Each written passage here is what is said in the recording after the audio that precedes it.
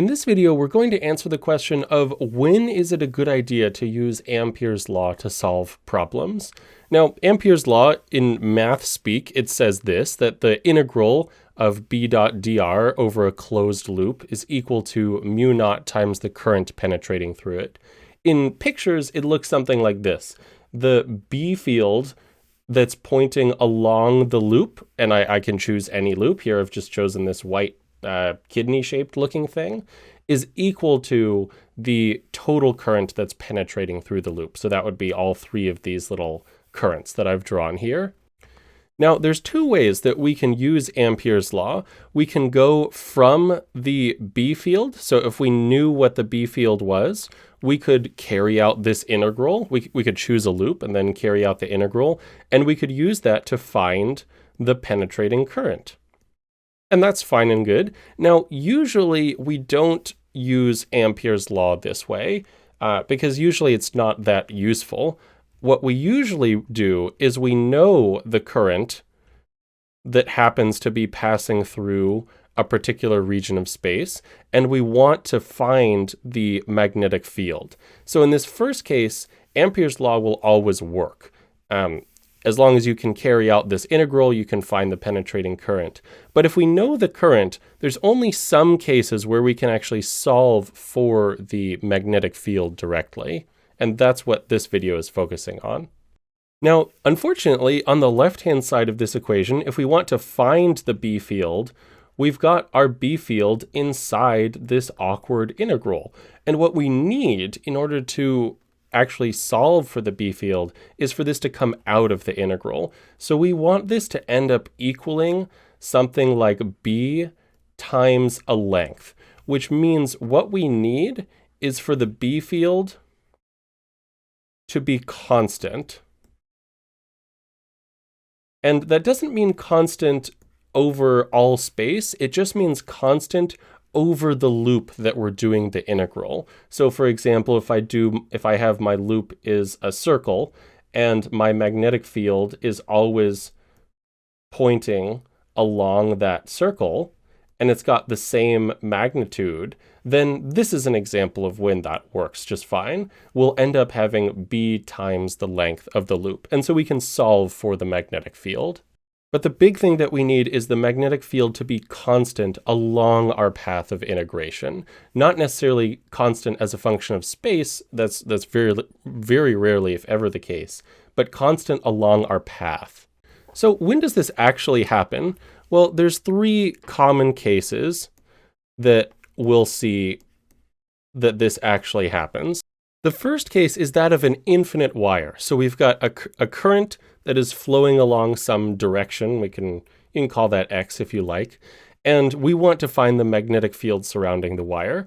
Now, because this wire is infinite, at a fixed distance away r, the magnetic field is constant. So B at a fixed r, call it, I don't know, r naught, is a constant.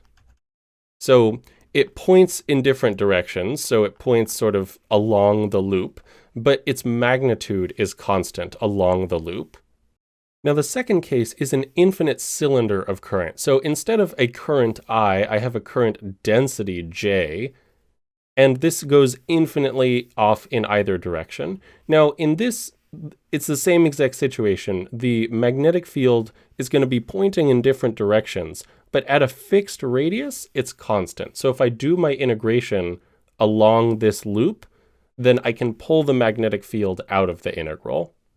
The third case, and you'll see this a little less commonly, is the infinite sheet. And that's when we have a current density K, or what's called a linear current density.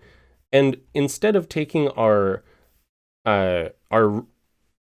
loop to be a circle, in this case, we can take it to be a rectangle.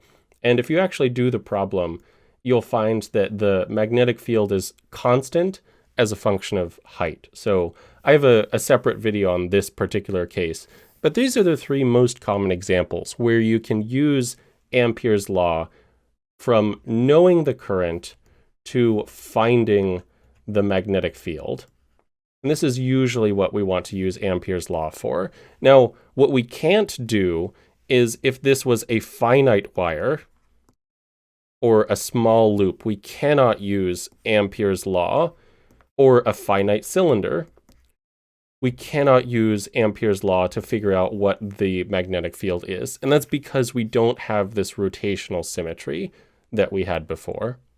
We need an infinite symmetry in order for this to work properly. And similarly, a finite sheet of current also does not work because we can't pull the magnetic field out of the integral.